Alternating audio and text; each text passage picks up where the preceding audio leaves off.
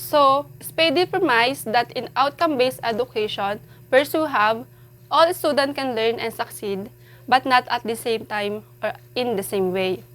Every student is unique. They have their own way to learn, and the responsibility of the teacher to be a facilitator of the lesson that would support individual differences in learners. For the second, successful learning promotes even more successful learning.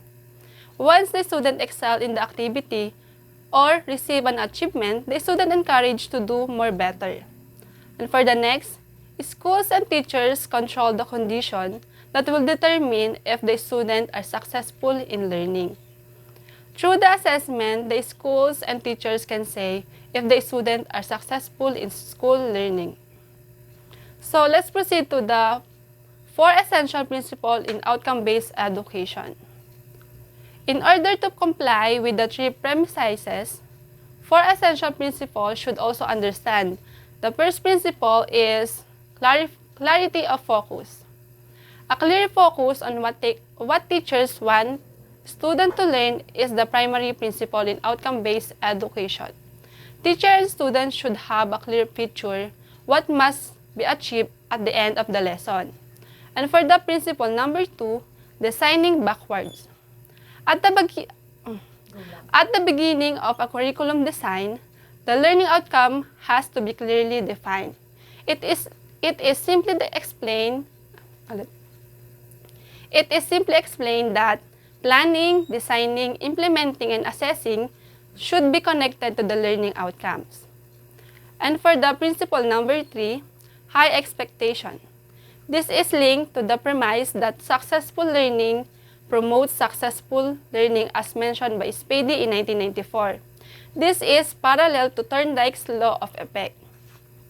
When a student success in a particular works or activities, it tends them to boost their confidence, motivates and encourages them to do more better for the next activity. Principle 4, expanded opportunities. As advocates of multiple intelligences, every child has a genius in him or herself, hence is capable of doing the best. Outcome-based education is student-centered. Therefore, it is expected that the learners excel and each individual born with potential, and it can be developed by giving them opportunities. Let's proceed to the teaching learning in outcome-based education. Teaching is teaching if a learner learns. Learning is measured by its outcome. We can call it teaching when the student learns because it means that the teaching style and method is effective.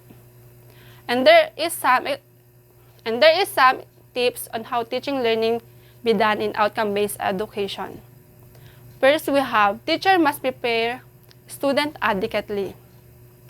Teacher must know what they want the student to learn. Prerequisite knowledge is important. Thus, a review is necessary at the start of the lesson. For the second, teacher must create a positive learning environment.